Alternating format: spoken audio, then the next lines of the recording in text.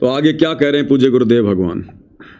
तो बच्चों, आपको मूल ज्ञान सुनाया जा रहा है, कहाँ कहाँ भटक रहे थे। जैसे धर्मदास जी का प्रकरण चल रहा है, ये कितना दर्द था अपने गुरु रूपदास जी द्वारा बताए मार्ग पे, और ये मान रहा था हम तक कति पाक साफ हैं, कोई जीव हिंसा करते को नहीं।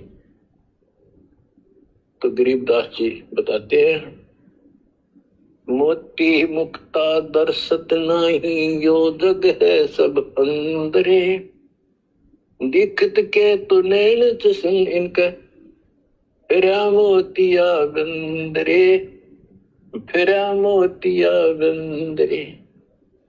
विद्वान इसे पाक जाए, बोलना नहीं देते भगवान को, और मोतिया बिंद था धर्मदास के। अब कितना कुछ ज्ञान, कितना मत्था पचाई करके उसकी अकल ठिकाना आई। आप सुनते रहो इस प्रसंग को। धर्मदास जी को मालिक बता रहे हैं, आत्म जीव है तैस दो प्राणी, सो का पावे मुक्ति निशानी। ए धर्मदास, आप सुन कह रहे थे कि जो जीव हिंसा करते हैं वो मोक्ष प्राप्त नहीं कर सकते। धर्मदास जी का टारगेट था कि ये मुसलमान है, मुसलमान मांस खाते हैं इसलिए ये पाप करते हैं, हम कुछ नहीं करते। देखो, मांस खाते हैं मुसलमान, वो तो एक्स्ट्रा और पाप करें, और उसके अतिरिक्त भी ये और पाप होंगे आगे, तो तुमने पता भी नहीं। और जब तक पूर्ण संत नहीं मिलते, कबीर साहब की शरण नहीं मिलती, वो सच्चा नाम, सतनाम और सार नाम नहीं मिलता, ये पाप नहीं कटे, चाहे जाने में हो चाहे अनजाने में हो। दीक्षा लेने के बाद, पूर्ण संत से सतगुरु कबीर साहब की शरण आने के बाद, उनके सच्चे संत सतगुरु से नाम लेने के बाद फिर समाधान होता है। भगत जी का कमेंट्स है, भरत दास जी, सत्साई भगत जी, मैं मलेशिया में हूँ, यहाँ 12 बज चुके हैं, मैं नित्य नियम कर सकता हूँ क्या? क्योंकि मैं सुबह 5 बजे नहीं कर पाऊँगा। भगत जी, ये ज़रूरी नहीं है कि आप हिंदुस्तान के 5 बजे के हिसाब से नित्य नियम करो। अगर मलेशिया में यदि मलेशिया में 12 यदि बज चुके हैं, तो आपने उस मलेशिया के टाइम के हिसाब से ही आपने नित्य नियम करना है। जब उस मलेशिया में रात्रि के 12 बजे से 5 बजे के बीच का समय हो, आप जी वहाँ के समय के हिसाब से कभी भी नित्य नियम जो है वो कर सकते हो। अब जैसे भाई अमेरिका है, इंग्लैंड है, भारत के उसके घंटे में, उसमें समय तो मतलब 24 घंटे का अंतर है, तो अमेरिका वाले अमेरिका के हिसाब से करेंगे। अमेरिका वाले संध्या आरती में उस समय करेंगे जब अमेरिका में संध्या होगी, भारत वाले संध्या आरती उस समय करेंगे जब भारत में संध्या होगी। अमेरिका वाले सुबह का नित्य नियम उस समय करेंगे जब वहाँ सुबह होगी, भारत वाले उस समय करेंगे जब भारत में होगा। आप जिस देश में रह रहे हैं, उस देश का जो तीनों समय की आरती करने का समय है, उसी समय हमने आरतियां करनी है। तो अगर मलेशिया में रात के यदि 12 बज चुके हैं, यानी भारत से 2 घंटा आगे मलेशिया का टाइम है, तो आप वहाँ के हिसाब से ही अपना नित्य नियम कीजिए, संध्या आरती कीजिए। यदि वहाँ रह रहे हैं तो वहाँ के हिसाब से आपने जो है वो करनी पड़ेगी, उसमें कोई दिक्कत नहीं भगत जी। इच्छा कर मारे नहीं, बिन इच्छा मर जा, कह कबीर दास का पाप मिल गए। और फिर कबीर जब ही सतनाम हृदय धरो, भयो पाप को नाश, मानो जैसे चिंगारी अग्नि की पड़े पुराने घास। सतनाम फिर पिछले संचित कर्मों को आग लगा देगा। और जो वैसे जैसे सारे गिनवा रखे आपको, पृथ्वी ऊपर पग 12 करोड़ जीव एक दिन में हमारे, तो ये हमारी इच्छा मारने की नहीं होती, ये तो हमें आना जाना पड़ेगा, चलना पड़ेगा। अब मरेंगे तो हमें पाप नहीं लगेगा। क्यों नहीं लगेगा? क्योंकि हम पूर्ण संत की शरण में आ गए और हमें दीक्षा मिल गई। दीक्षा मिलने से पहले ये सब ज्ञान दिया जाता है, ऐसे नहीं करना, ये गलती नहीं करना, ऐसा नहीं करना, कोई ट्रेनिंग दी जाती है। उदाहरण देता हूं। क्या कह रहे पूज्य गुरुदेव भगवान कि जब हम आत्माओं को नाम दीक्षा मिल जाती है और जब सतनाम मिल जाता है, तो सतनाम का जब हम जाप करना शुरू करेंगे मर्यादा में रहकर, तो हमारे जन्म जन्मांतरों के जो संचित कर्म हैं, जो काल के पास में ढेरों जमा हैं, पहाड़ के पहाड़ जमा हैं, परमात्मा उनमें आग लगाना शुरू कर देता है, संचित कर्मों को नष्ट करना शुरू कर देता है, जब साधक मर्यादा में रहकर सतनाम का स्मरण करता है। और वर्तमान में हमारे ऊपर यानी भक्तों के ऊपर कोई पाप नहीं चढ़ेगा। जैसे जो व्यक्ति भक्ति नहीं कर रहे उनके ऊपर तो पाप लगेगा, रस्ते रस्ते जा रहे हैं, चींटी मर रही है, मक्खी मच्छर मर रहे हैं, वो पाप उनके हिस्से में लिखा जाएगा। पृथ्वी ऊपर पग जो धारे, 1 करोड़ जीव एक दिन में मारे, उन जगत वालों पे वो पाप ज्यों का त्यों लगेगा। लेकिन आप और हमारे ऊपर वो पाप नहीं लगेंगे जो स्वाभाविक हैं। क्यों? क्योंकि हमने गुरु को अपना वकील बना लिया, हमारे गुरु ने हमारे को लाइसेंस दे दिया। जैसे गुरुदेव उदाहरण देते हैं, एक व्यक्ति है और यदि उससे गाड़ी एक्सीडेंट हो जाती है तो पुलिस वाले क्या करेंगे? सबसे पहले उसका लाइसेंस चेक करेंगे। अगर उसके पास में लाइसेंस है, सही है, तो उसकी 90% समस्या वही समाप्त हो जाती है। लाइसेंस को देखने के बाद में जो अधिकारी होता है वो क्या करेगा कि भैया ये व्यक्ति ड्राइवर है और ये दुर्घटना होने का कारण कोई और भी हो सकता है, तो 90% तो वो व्यक्ति वहीं बरी हो जाता है। और एक व्यक्ति ऐसा है जिसके पास में ड्राइविंग लाइसेंस नहीं है और उसने एक्सीडेंट कर दिया। अधिकारी बोलेगा भैया लाइसेंस, बोलेगा भाई साहब नहीं है। भले ही उस व्यक्ति की गलती नहीं है, लेकिन फिर भी लाइसेंस ना होने के कारण वही दोषी माना जाएगा कि तूने बिना ड्राइविंग लाइसेंस की गाड़ी क्यों चलाई। वो व्यक्ति वहीं दोषी हो जाएगा, भले उसका दोष नहीं है। तो इसी प्रकार जो स्वाभाविक कार्य करते करते, चलते चलते, खाते पीते, उठते बैठते, परमात्मा कहते हैं जब हम फ्रेश होने के लिए जाते हैं, जब हम लैट्रिन को जाते हैं उसमें भी जीव मरते हैं, जब हम बाथरूम करते हैं उससे भी जीव मरते हैं, हम बोलते हैं उसमें भी जीव मरते हैं, हम आपस में हाथों को रगड़ते हैं, कई लाखों करोड़ों जीव मर गए सूक्ष्म। तो ये कर्म आप और हमारे ऊपर नहीं होंगे। घर में माता बहनें पोंछा लगा रही है, हम अपने घर का बाथरूम साफ करते हैं, तो ये स्वाभाविक कर्म है, ये करने पड़ेंगे। तो भगत जो सतगुरु का भगत है उसके ऊपर ये कर्म नहीं लागू होंगे, क्योंकि हमारे पास में लाइसेंस है, हम सतगुरु के भगत हैं। और आगे हम कोई ऐसी गलती नहीं करेंगे क्योंकि गुरु ने ज्ञान ऐसा दे दिया, तो आगे हमारे कोई कर्म बनेंगे नहीं बुरे, हमारे कर्म बिगड़ेंगे नहीं, तब हम जाकर पार होंगे, सुखी होंगे। हमारे जो पहले वाले कर्म हैं, संचित कर्म, वो तो गुरु नष्ट कर देगा सतनाम का सुमन करने से। ठीक है जी। तो पिछले पाप कर्म तो हमारे को वैसे दुखी नहीं करेंगे। वर्तमान में भक्ति करते करते जो स्वाभाविक जो कार्य हैं हमने जो करने पड़ेंगे, नहाना भी पड़ेगा, कपड़े भी धोने पड़ेंगे, काम धंधे के लिए भी जाना पड़ेगा, गाड़ी घोड़े भी चलाने पड़ेंगे, फसल भी काटनी पड़ेगी, साफ सफाई भी करनी पड़ेगी, उसमें जो जीव हत्या होती है वो हमें नहीं लगेगी, क्योंकि हमने सतगुरु बना रखा है, हमारे पास में लाइसेंस है। और आगे हम भविष्य में ऐसा कोई कार्य नहीं करेंगे जिससे हमें हमारे कोई कर्म बिगड़े, हमसे कोई गलती बने, तो हो गए ना हम पाक साफ। अब इस आधार से भाइयों और बहनों, राजेश सिवानी की अकाल मृत्यु क्यों हुई? राजेश सिवानी को कौन सा कर्म सिद्ध गया? वो तो कोऑर्डिनेटर था, सार नाम का जाप करता था, सार शब्द ले लिया उसने, फिर उसकी ऐसी दुर्गति से मौत क्यों हुई? अरे वो तो सतनाम का जाप करता था। तो सतनाम के जाप करने से गुरुदेव कहते हैं हमारे पिछले जन्म संचित कर्म परमात्मा उनमें आग लगा देता है। तो मर्यादा में रहकर सतनाम का जो भगत जाप करेगा, यदि वो राजेश सिवानी मर्यादा में रहकर सतनाम का जाप कर रहा होता तो पिछले कर्म तो उसको सेध नहीं सकते थे, पिछले कुकर्मों के कारण तो वो मर नहीं सकता था। वर्तमान में जो कर्म वो कर रहा था, स्वाभाविक कर्म, उस कर्म का दोष उसके ऊपर कोई लगना नहीं था, और आगे उस पे कोई कर्म नहीं लगना था, क्योंकि आगे हम कोई ऐसी गलती नहीं करेंगे। तो फिर मर क्यों गया? ऐसी कुत्ते वाली मौत क्यों मरा फिर वो कोऑर्डिनेटर होकर? क्योंकि मर्यादा टूटने के कारण ना तो उसका सतनाम काम कर रहा था, जिस कारण से पिछले संचित कर्म के कारण कोई ऐसा आ गया समय जिस कारण से ले डूबा उसको काल। वर्तमान में जो कर्म कर रहा था वो स्वाभाविक कर्म नहीं था। जो मकान बना रहा था ना, वो सेवा कर रहा था सेवादार बन के, वो कर्म स्वाभाविक नहीं था, वो स्वतंत्र कर्म था। सतलोक आश्रम वालों का स्वतंत्र कर्म।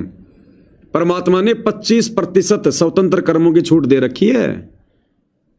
परमात्मा ने कबीर सागर के सरलार्थ पे 60 वीडियो बनवाए 3-3 घंटे के। तो कबीर सागर के सरलार्थ में परमात्मा ने बताया कि जब ये परमात्मा हमें मनुष्य जन्म देता है तो हमारा वो प्रारब्ध बना के भेजता है। हमारे संचित कर्मों से पाप और पुण्य उनका एवरेज बनाकर 75% परमेश्वर हमारा भाग्य बना देता है, और 25% परमात्मा स्वतंत्र कर्मों पर छोड़ देता है कि भैया इसको मनुष्य योनि मिलने जा रही है। 25% ये फ्री है, चाहे तो अपने कर्म बिगाड़ ले, चाहे कर्म ये बना ले। तो वर्तमान में जो अन्नपूर्णा मुहिम चली हुई है, ये सतगुरु के विधान में नहीं है, ये सतलोक आश्रम मैनेजमेंट हरियाणा वालों का स्वतंत्र कर्म है। तो मर्यादा में ना होने के कारण उसके पिछले पाप कर्म नष्ट नहीं हुए, आग नहीं लगी। वर्तमान में वो स्वतंत्र कर्मों का नाजायज फायदा उठा रहा था इस बेगार में डले डोके, और मर्यादा ना रहने से आगे भी बड़ी बड़ी गलतियां वो करता जा रहा था। कभी राजनीति में धक्के खाना, कभी परशुराम की जयंती में जाना, तो आगे के लिए भी उसके कर्म बिगड़ रहे थे। जिस कारण से भाई और बहनों, जब उसकी मौत का समय आया तो परमात्मा ने कोई बचाव नहीं किया और काल कान पकड़कर कुत्ते वाली मौत मार के ले गया। अब वो मरा कैसे पता है? ये क्या कर रहे हैं पता है? मान बढ़ाई के चक्कर में एक तो इनका स्वतंत्र कर्म, ऊपर से क्या कर रहे हैं, जहां मकान बनाना होता है वहां आप जी देखा करो 100 से 150 भगत पहुंच जाएंगे, 200 भगत। और ये क्या करते हैं कि 5 दिन में मकान बना दो, 5 दिन में मकान बना के तैयार कर दो। ये जगत वाले पागल हैं क्या, मूर्ख हैं क्या, जो महीने महीना लगता है इनको मकान बनाने में? ये पागल है। ये बना दो मकान 5 दिन में, फिर अगला बनाएंगे। अरे भैया 5 दिन में मकान बनते हैं क्या? अब इन्होंने वो जल्दबाजी में लेंटर वंटर डाल के कर करके वो शटरिंग वाटरिंग हटा ली इन्होंने। अब वो कच्ची छत थी, ये भाई साहब वहां पर बैठा हुआ था, खड़ा हुआ था, वो छत गिर गई यूं की यूं। जल्दबाजी में मकान बनाने के चक्कर में वो छत गिर गई, साथ में भाई साहब आ गया नीचे, चक्कर में दब गया। ये बेबुद्धि के इंसान है भाई और बहनों, बेबुद्धि के प्राणी है ये। 200 भगत पहुंच जाते हैं वहां मकान बनाने के लिए। इनका जोर चले तो ये रात रात में बना के आ जाएं। अरे अगले को मारोगे क्या? तुम तो मरोगे सो मरोगे, उस मकान में जो रहेगा बेचारा पहले से गरीब है, उसकी क्यों हाड़ गोडे तोड़ने की तैयारी कर रहे हो तुम? पता नहीं ये किसको दिखाएंगे, कौन सा मेडल प्राप्त करेंगे भारत सरकार से। ले लिया मेडल, बाकियों को भी मिल जाएंगे धीरे धीरे मेडल, सबको मिलेंगे, चिंता मत करो। ये स्वतंत्र कर्मों का नाजायज फायदा उठाया जा रहा है। वो इतना मोटा कबीर सागर 598 पेज का, 600 पेज का, 635 पेज का, इतना मोटा कबीर सागर का सरलार्थ सतगुरु रामपाल जी ने अपने कीमती समय में से हिसार जेल से यूं ही थोड़ी भेजा था, हमारे वो पढ़ने के लिए भेजा था कि नालायको इसको पढ़ो, समझो और भक्ति करो। तुम क्यों पढ़ोगे भाई? तुम तो खाली बांटने में लगे रहते हो, बांटने में, और बांटने के चक्कर में तुम नहीं समझ पाए कि परमात्मा ने कबीर सागर के सरलार्थ में स्वतंत्र कर्मों के विषय में लिखा हुआ है। इसलिए हम सत्सेवक भाई बहन ये बकवाद नहीं करते, हम आंख बंद करके नहीं चलते किसी कोऑर्डिनेटर के पीछे। हम आंख नाक कान खोल के गुरुदेव के ज्ञान को आधार बना के चलते हैं। हम स्वतंत्र कर्मों का नाजायज फायदा नहीं उठा सकते। हमें गुरुदेव ने बता रखा है काल कहां कहां ठगेगा। तो क्या कह रहे परमात्मा भाई और बहनों कि जब हम मर्यादा में रहकर सतनाम का जाप करेंगे तो पिछले हमारे संचित कर्मों में भगवान आग लगा देगा। तो पिछले संचित जो कर्म है वो हमें दुखी नहीं कर सकते। वर्तमान में हम मर्यादा में रहकर भक्ति कर रहे हैं, हम गुरु की शरण में हैं, तो जो स्वाभाविक हम जो कार्य करेंगे वो पाप हमारे ऊपर नहीं रखे जाएंगे। और आगे के लिए गुरुदेव ने ज्ञान ऐसा दे दिया, हम कभी भी स्वतंत्र कर्मों का नाजायज फायदा नहीं उठाएंगे तो हमारे कर्म नहीं बिगड़ेंगे और हमारी भक्ति बनेगी। इस विधि से हम सतलोक जाएंगे। तो ये विधि वर्तमान में केवल साध संगति में शुरू है, इसलिए दास कह रहा है कि ये सात संगति गुरु जी का यथार्थ मिशन है। कोई भाई ये ना सोचे कि ये पवन दास ने चलाई है। भैया पाप के भागी बन जाओगे अगर ये सोचोगे तो। ये दास भी कभी इस तरफ ध्यान नहीं देता। अगर इतना रत्ती भर भी अहंकार आ गया इस बात का कि परमात्मा ने मेरे से सात संगति चलवाई, अगर इतना भी आ गया, उसी दिन परमात्मा नीचे बैठा देगा। फिर तुम्हें ये विशेष संदेश इस पवन दास के माध्यम से सुनने को नहीं मिलेंगे। मेरे जैसे कुत्ते उस भगवान के पास में लाखों हैं संगत में, वो तो किसी को भी खड़ा कर देगा अपने काम के लिए। तो भाई पवन दास ऐसी गलती नहीं कर सकता जिससे मेरी सेवा मेरे से दूर हो जाए। तो ये किसी जीव का चलाया गया मिशन नहीं है सात संगति। अगर जीव का चला गया मिशन होता तो मैनेजमेंट वाले इसे कब का तहस नहस कर चुके होते, तोड़ फोड़ के साइड में आड़गोडे हमारे साइड में कर चुके होते। इनकी लाख कोशिशों के बावजूद भी ये मैनेजमेंट की कोशिश नहीं है, ये काल की कोशिश समझ लेना। ये तो केवल मोरे हैं, उसके एजेंट हैं। तो इन्होंने कितनी कोशिशें कर ली सात संगति को तोड़ने की, भक्तों को मार के पीट के मुकदमे करके जेल करवा के गाली गलौज करके सात संगतियों में जा जाके हर प्रकार से जो है संगत में बदनाम करके गुरुद्रोही है, चोर हैं, ठग हैं, पता नहीं क्या क्या। बंद हुई क्या? क्योंकि ये सतगुरु रामपाल जी भगवान के आशीर्वाद से चलाया गया मिशन है। तो भगवान के मिशन को तो समय आने पर भगवान ही रोक सकता है, दूसरे की औकात नहीं है। इसलिए भाई सात संगति से जुड़कर ही हम सतलोक की तैयारी कर सकते हैं, दूसरा तरीका नहीं है। बाकी तुम डले ढो सकते हैं जैसे आश्रम वाले ढो रहे हैं। और हमें दीक्षा मिल गई, दीक्षा मिलने से पहले ये सब ज्ञान दिया जाता है। ऐसे नहीं करना, ये गलती नहीं करना, ऐसा नहीं करना, पूरी ट्रेनिंग दी जाती है। उदाहरण देता हूं, जैसे ड्राइविंग लाइसेंस होता है, गाड़ी चलाने का लाइसेंस ड्राइवर का, तो जिसके पास अधिकारी से बना हुआ लाइसेंस है, उससे अगर अनजाने में कोई एक्सीडेंट हो जाता है तो उसको सजा नहीं मिलती। और लाइसेंस है नहीं और वो गाड़ी चलाता और उससे भी बेशक अनजाने में हो जा, उसको सजा मिलेगी, क्योंकि उसके पास लाइसेंस नहीं है, उसने गाड़ी चलाई कैसे। तो इसीलिए हम 3 साल के बच्चे को का लाइसेंस बना देते हैं। 3 साल तक बच्चा माता पिता के अधीन होता है, उसको कोई पाप नहीं लगता। और उन माता पिता सच्ची भक्ति करते हैं, उनके कारण उनकी रक्षा होती है। क्या कह रहे हैं पूज्य गुरुदेव भगवान? बच्चा जब तक 3 साल का है तब तक उसके ऊपर किसी प्रकार का कोई भी इस काल का जो कर्म है वो लागू नहीं होता, क्योंकि बच्चा पूर्णतया नादान होता है, वो अनभिज्ञ होता है, अबोध होता है, माता पिता पे आश्रित होता है। तो माता पिता जिस प्रकार से मर्यादा में रह के भक्ति कर रहे हैं, उस आधार से परमात्मा उस 3 साल तक के बच्चे की भी रक्षा करेगा। यदि माता पिता भगत हैं या माँ भगत है या पिता भगत है, और यदि मर्यादा में रहकर भक्ति उस घर में हो रही है, और यदि उसका बच्चा या उसका बेटा या बेटी यदि 3 साल से यदि थोड़ी उम्र का है, 3 साल का कंप्लीट नहीं हुआ है, और यदि उस बच्चे के भाग्य में 3 साल से पहले कोई मृत्यु का योग है, तो उस माता या पिता की सत भक्ति के कारण परमात्मा उस बच्चे की भी रक्षा करेगा, उस बच्ची की भी रक्षा करेगा।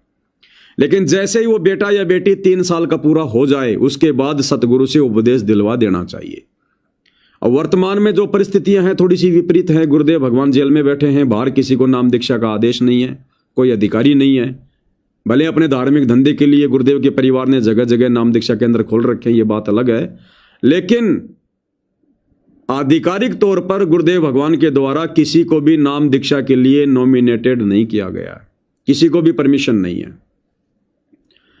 तो क्या ऑप्शन है फिर? ऑप्शन है जैसे बच्चा 3 साल का हो जाए और यदि उसके माता पिता ने या पिता ने यदि सतगुरु रामपाल जी की शरण ले रखी है, चाहे नाम दीक्षा के माध्यम से चाहे संकल्प के माध्यम से, और जैसे आपका बेटा बेटी 3 साल का हो जाए, उस समय वर्तमान में जिस समय हमारे गुरुदेव भगवान शारीरिक रूप से हमसे दूर हैं, जेल में हैं, तो हम उस बच्ची या बच्चे को भी संकल्प दीक्षा दिलवा दें। हम दरबार में परमात्मा के सामने उसको संकल्प करवा दें, भले हम बोलें उस बच्चे की तरफ से, और बच्चे को फिर मर्यादा में रखना शुरू कर दें पूरी तरह से, तो परमेश्वर उस बच्चे की भी रक्षा करेगा। और यदि नाम की यदि सुविधा है, जैसे गुरुदेव भगवान आ जाएंगे, उसके बाद में नाम दीक्षा की जो सुचारू व्यवस्था वो चल जाएगी, पता चल जाएगा कौन अधिकारी है कौन नहीं है। उसके बाद फिर नाम दीक्षा दिलवाना ही अनिवार्य होगा। और जो जो भाई बहन वर्तमान में संकल्प लेकर भक्ति कर रहे हैं, गुरुदेव के आते ही जैसे गुरुदेव का आदेश हो वहां जाकर तुरंत उन्होंने सबसे पहले नाम दीक्षा ही लेनी है। इस प्रकार उदाहरण दिया जाता है, जैसे महाभारत के युद्ध में एक टटेरी पक्षी ने अंडे दे दिए थे, उसकी पुकार पर उसके अंडों की रक्षा कर दी, माँ की पुकार पर बच्चों की। एक घंटाड़ा डाल दिया हाथी का, और महाभारत का युद्ध हो गया, अग्निबाण छुट्टे पर अंडा में कोई दिक्कत नहीं। टटेरी पक्षी के अंडों के ऊपर परमात्मा ने एक घंटाला डाल दिया हाथी का, बहुत ऊपर स्वर्ग से, कहते इंद्र स्वर्ग के देवता के हाथी का घंटाला वहां से टूट के नीचे आ गया। 88,000 मन का तो कहने का भाव ये है कि माता पिता और यदि सच्चे दिल से याद करते हैं, दाता को भक्ति करते हैं, उनके कारण पूरे परिवार की रक्षा भी हो सकती है। ये उदाहरण एक ही काफी है। टटीरी एक पक्षी थी, उसकी भी पुकार पिछले संस्कार से। क्या कह रहे हैं पूज्य गुरुदेव भगवान, अगर पूरे परिवार में अगर एक भी आत्मा मर्यादा में रहकर भक्ति कर रही है, उस एक भगत की मर्यादित भक्ति के कारण परमात्मा पूरे परिवार की रक्षा करता है। और गुरुदेव ने महाभारत के युद्ध के समय का उदाहरण दे दिया उस टटीरी पक्षी का। वो पिछले जन्म की भगतनी थी, युगों युगों से परमात्मा की शरण में थी, लेकिन कुछ ऐसी गलती उससे बन गई जिसके चलते उसको लक 84 में उस पक्षी की योनि भोगने के लिए मजबूर होना पड़ रहा था। और जब महाभारत के युद्ध में उसने देखा कि मैंने तो अंडे दे दिए यहां पर मैदान में, और अब यहां पर ये हाथी घोड़े जवान सैनिक आ गए, यहां तो युद्ध होने जा रहा है, उस टटेरी पक्षी ने अपने अंडों के लिए परमात्मा से हृदय से पुकार की थी।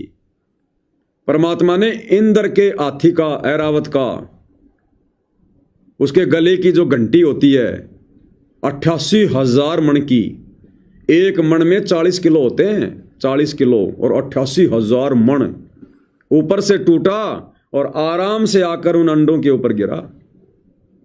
पूरा महाभारत का युद्ध हो गया, आसपास का क्षेत्र भी जल के खाक हो गया, 18 करोड़ सेना मर गई। बाद में जब लोगों की नजर गई उन पांडवों की, देखा रहे ये क्या भाई, उसको बड़ी मशक्कत के बाद जब हटाया गया तो उसके अंदर बच्चे निकले हुए थे, अंडों के अंदर से बच्चे।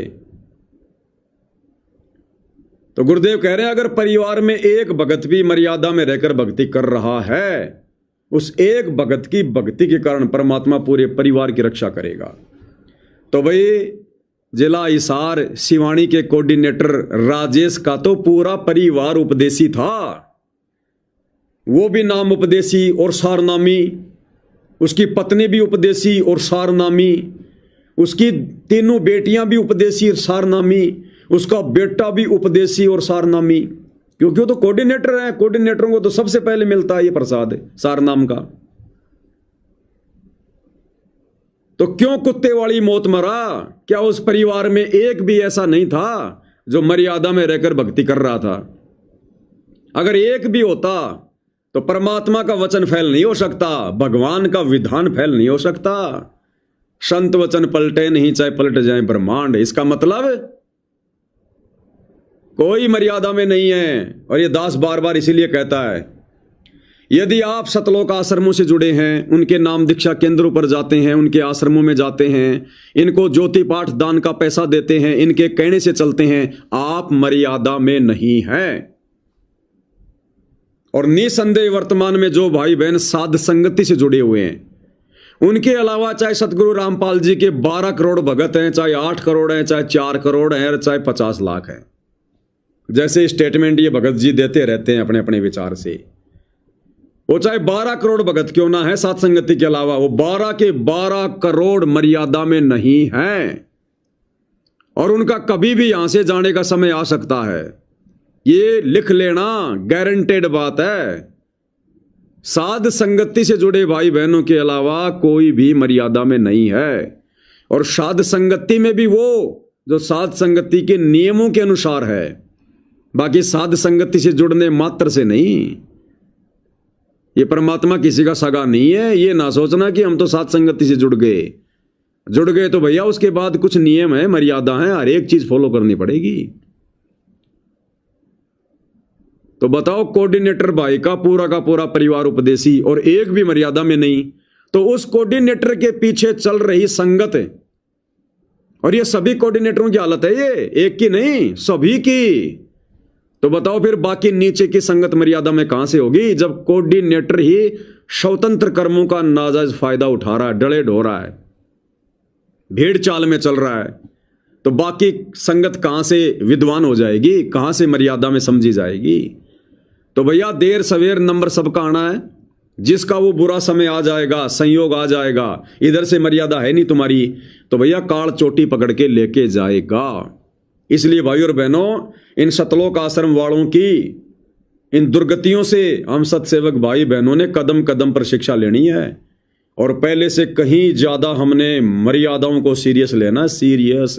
ये भगवान किसी का सगा नहीं है। छुड़के उसके अंडों की रक्षा करनी। स्वर्ग के राजा इंद्र के हाथी का गंठाड़ा टूट गया, ऐसा पुराणों में प्रकरण है।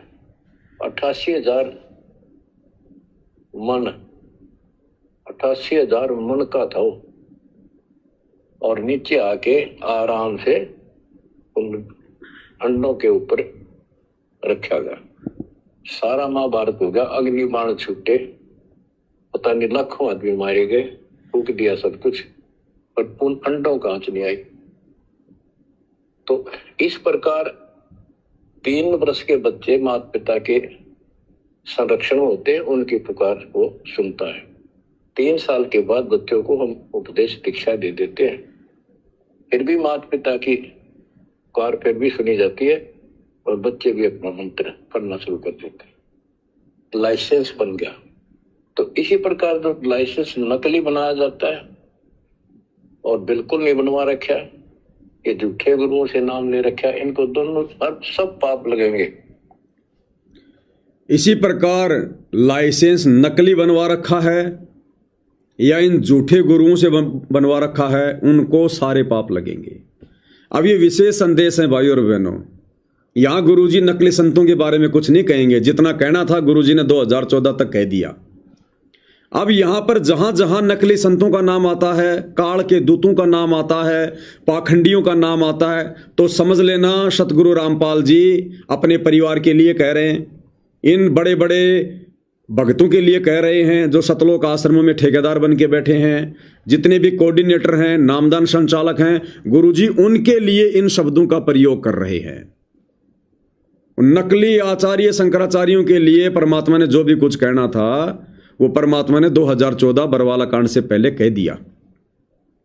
अब हिसार जेल में बैठकर विशेष संदेशों में परमात्मा ने जो जो शब्द बोले हैं, काल के दूत, काल के एजेंट नकली नाम दे रहे हैं, इन्हें नाम देने का आदेश नहीं है, नकली लाइसेंस बना रहे हैं, इनसे नाम लेने के बाद किसी को फायदा नहीं होगा। ये समझ लेना गुरुजी अपने परिवार को माध्यम बना के कह रहे हैं, इन नाम दीक्षा वालों के लिए कह रहे हैं, इन आश्रम संचालकों के लिए कह रहे हैं, क्योंकि इन लोगों को आदेश नहीं है, ये लोग अधिकारी नहीं है वर्तमान में नाम दीक्षा के अंदर खोलकर किसी को उपदेश दिलवाने के। इसलिए ये काल के दूत हैं, और इनसे लिया हुआ नाम काम नहीं करेगा। काम नहीं करने का मतलब ये नहीं है कि उसको थोड़ा वो लाभ नहीं मिलेगा, मिलेगा। नाम परमात्मा का है। अब पेट के दर्द की गोली आप चाहे किसी हॉस्पिटल में जाके डॉक्टर से ले लो, और आजकल पेट के दर्द की गोली, सर्दी जुकाम की गोली आजकल ये साग सब्जी की दुकान वाले भी रखते हैं, जो किराने की दुकान होती है वो भी रखते हैं गांव में। तो वो गोली आप चाहे भले डॉक्टर से ले लो, चाहे गांव की किसी परचूनर की दुकान वाले से ले लो। यदि उस गोली को विधिवत, जिस प्रकार से डॉक्टर ने उस गोली को लेने की विधि बताई है, अगर उस विधि से लोगे तो वो गोली अपना काम उस रोग पर जरूर करेगी। इसी प्रकार ये परमात्मा जी का नाम है, प्रथम नाम और शतनाम। वो गुण इसमें परमात्मा ने डाल रखे हैं। अब ये नाम आप चाहे सतगुरु रामपाल जी से ले लो, चाहे किसी काल के दूत से ले लो, इस नाम को यदि आप इस नाम की मर्यादाओं में रहकर जाप करोगे तो तुम्हें सांसारिक लाभ तो मिलेंगे, लेकिन जो मुख्य लाभ है मोक्ष वाला, वो भैया अधिकारी से उपदेश लेने के बाद ही होगा। छोटे मोटे लाभ तो मिल जाएंगे, भूत भात भाग जाएंगे, घर में छोटा मोटा काम धंधा चल जाएगा, ये काम तो हो जाएंगे, क्योंकि नाम के अंदर वो गुण है डाल रखे भगवान ने। अब आपको रसगुल्ला खाना है, रसगुल्ला चाहे किसी हलवाई से ले लो, रसगुल्ला कौन बनाता है? हलवाई। अब रसगुल्ला चाहे हलवाई से लेके खा लो तो भी मीठा लगेगा, और वो रसगुल्ला यदि किसी परचुंदर की दुकान वाले ने बेचने के लिए रख रखा है तो उससे ले लो, वो मीठा ही लगेगा, उसका गुण है। लेकिन यदि जिस दिन वो रिएक्शन कर गया तो उस दिन क्या होगा? तू तो मरेगा और अगले को होगी फांसी। तो इसी प्रकार ये जो नाम है सतगुरु रामपाल जी भगवान का, जो मर्यादा है उन मर्यादाओं में रह के आप किसी से भी लेकर जाप करोगे तुम्हें सांसारिक लाभ मिलेंगे, लेकिन जिस दिन उस नाम की मर्यादा टूट गई उस दिन तुम्हें सांसारिक लाभ भी नहीं मिलेंगे। और मोक्ष की तो बात ही मत देखना, मोक्ष तो मिलेगा अधिकारी से लेने से, और अधिकारी हमारे गुरुदेव भगवान है। और 2014 बरवाला कांड से लेकर वर्तमान 2026 तक गुरुदेव भगवान ने किसी को भी आदेश नहीं दिया, किसी को भी अधिकार नहीं दिया कि तू ये मंत्र देने के लिए अधिकारी है। ये सारे के सारे फर्जी डॉक्टर बन के बैठे, फर्जी डॉक्टर, ये कमाल के वंशज है, सारे के सारे कमाल के वंशज है। अरे विचार करो, 650 साल पहले यदि नाम दीक्षा की डीवीडी होती तो कमाल के सर में कोई खुजली चल रही थी क्या जो कमाल अपने मुंह से नाम देता? कमाल भी डीवीडी से नाम देता। तो वर्तमान में भी वही बात हो रही है, ये डीवीडी से नाम दीक्षा देने के लिए भी परमात्मा ने किसी को अधिकृत नहीं किया, कोई अधिकारी नहीं है। 10-10 साल के लड़के नाम दे रहे हैं जिनको ढंग से नहाने के बाद में अंडरवियर पहनने का ज्ञान नहीं है। दास देखा करता था जब जयपुर में नाम दीक्षा केंद्र था, दास के घर पे तो आ गई थी पुलिस, मैंने जयपुर के एक भगत के घर पे रख दिया। अब उस भगत के 10-12 साल के बच्चे अब लैट्रिन करने के बाद में धोने का पता नहीं, और वो भगतों को उपदेश दिया करते थे, वो भगतों की परीक्षा लिया करते थे। बता भगत जी, गुरु जी ने क्या नाम दिया था, जाप करके बता। उनको नाम बता रहे हैं जो अधिकारी नहीं है, और वो नाम दिलवा रहे हैं उनको जिनको खुद को नाम जाप करने का नहीं पता। तो भैया वर्तमान में चल रहा है मजाक, वर्तमान में चल रही है परीक्षा। तो इन मंत्रों का यदि मर्यादा में रहकर जाप करोगे प्रथम नाम और शतनाम तक का, तो थोड़े बहुत सांसारिक लाभ तो मिल जाएंगे, तुम्हारे भूत भात भाग जाएंगे। जिस दिन मर्यादा टूट गई और वो बुरा समय आ गया उस दिन ऊपर भी चले जाओगे, और मोक्ष तो उस समय होगा, मोक्ष में तो इन मंत्रों की कमाई उस समय काउंट होगी जब गुरुदेव भगवान से दीक्षा लेंगे, या गुरुदेव भगवान जिसको अधिकृत करेंगे, आदेश देंगे, फिर उससे डीवीडी से उपदेश लेने से फिर विधिवत हमारी भक्ति जमा होनी शुरू होगी। तो वर्तमान में वैसे किसी को कोई आदेश किसी भी प्रकार का नहीं है। तो जहां जहां गुरुदेव भगवान ये